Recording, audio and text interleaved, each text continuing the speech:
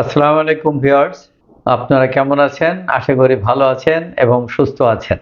আজকের এই ভিডিওটি সকল অভিভাবক, স্কুল, কলেজ, ইউনিভার্সিটি স্টুডেন্ট এবং যারা চাকরির জন্য নিজেদেরকে দক্ষ করার চেষ্টা করছেন তাদের জন্য খুবই গুরুত্বপূর্ণ।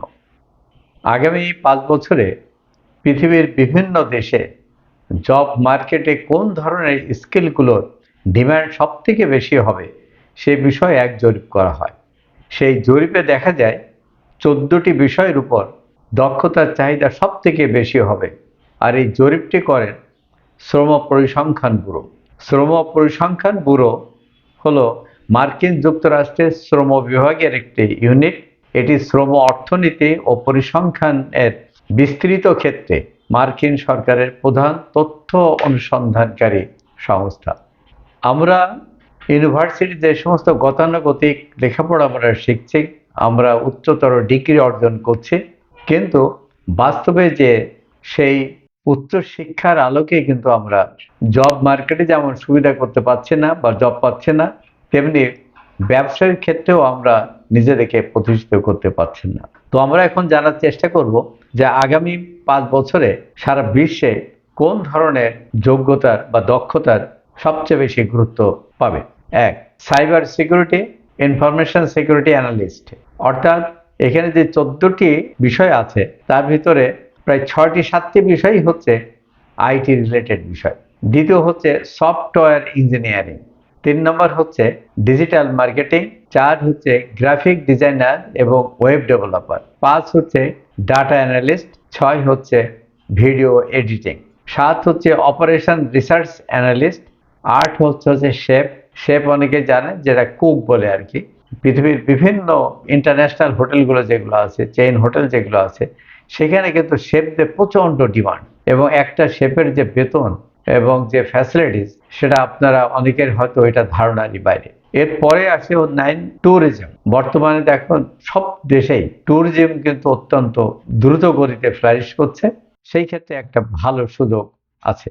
হোম হেলথ এইড, এটা আপনারা অনেকেই জানেন, এখন বিদেশে, এখন আমাদের দেশেও হচ্ছে যে আমরা যারা একটু বয়স্ক মানুষ যারা আছেন, যারা অসুস্থ আছেন বাড়িতে, তাদেরকে সেবা করার জন্য বিভিন্ন সংস্থা বিভিন্ন ধরনের এইড পাঠায়, অর্থাৎ যারা মানুষকে সেবা শুশ্রূষা করতে পারে। এটা বিদেশেও এখন প্রচুর ডিমান্ড। এগুলো মেডিকেল টেকনোলজিস্ট এর ডিমান্ড এখন সব দেশে সর্বকালেই ছিল, ইদানিং আরো বেশি বাড়ছে। কারণ হচ্ছে মেডিকেল টেকনোলজিস্ট যে কাজগুলো করেন, আমরা যদি মেডিকেল টেকনোলজিস্টকে দুই ভাগে ভাগ করি, একটা হচ্ছে ল্যাবরেটরি মেডিসিন, একটা হচ্ছে রেডিওলজি অ্যান্ড ইমেজিং, তাহলে আমরা দেখব যে এদের ডিমান্ড দিন দিন সামনের দিকে বেড়েই চলেছে আর কি।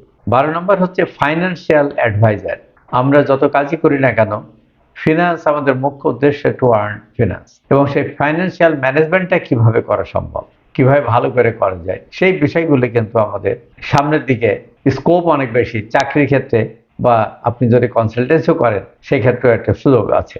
হেলথ সার্ভিস অ্যাডমিনিস্ট্রেটর, আপনারা এখন দেখছেন বাংলাদেশেও কিন্তু এখনো গ্রাম পর্যায়েও খুব ভালো ভালো diagnostic centre, health centre, hospital, clinic এগুলো কিন্তু গড়ে উঠছে।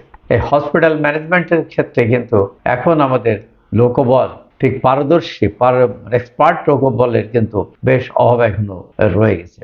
তো এখানে একটা বিরাট সুযোগ আছে আপনার জবে। লাস্ট হচ্ছে registered nurse and physical therapist. নার্সের এখন প্রচন্ড ডিমান্ড, সারা পৃথিবীতেই ডিমান্ড আছে। একজন নার্স বিদেশের যে ফ্যাসিলিটিস পায় সেই তুলনায় হয়তো আমাদের দেশের নার্সদের ঠিক মূল্যায়ন ওইভাবে হয় না, যদিও সরকার এখন নার্সদেরকে সেকেন্ড ক্লাস অফিসার হিসাবে মর্যাদা দিয়েছেন, কিন্তু সারা বিশ্বে নার্সদের কিন্তু একটা প্রচণ্ড ডিমান্ড রয়েছে। অতএব আমরা যে সমস্ত অভিভাবক যারা আছেন, যারা শুধুমাত্র ওই MBA, সাইকোলজিতে MA, বাংলায় MA, এইগুলো যে আপনারা পড়াচ্ছেন শুধু ডিগ্রি অর্জন করার জন্যে, এ দিয়ে কিন্তু জব মার্কেটে বলেন বা তার আর্নিং এর ক্ষেত্রে খুব বেশি সহায়ক ভূমিকা পালন করবে না। অর্থাৎ এমন শিক্ষায় শিক্ষিত হতে হবে যে শিক্ষার মাধ্যমে সে নিজে জ্ঞানী হবে, জ্ঞান অর্জন করবে, এবং সাথে সাথে তার উপার্জন ক্ষমতাও বাড়বে।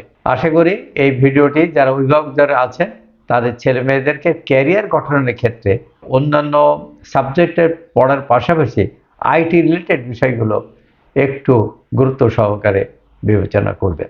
ধন্যবাদ সকলকে।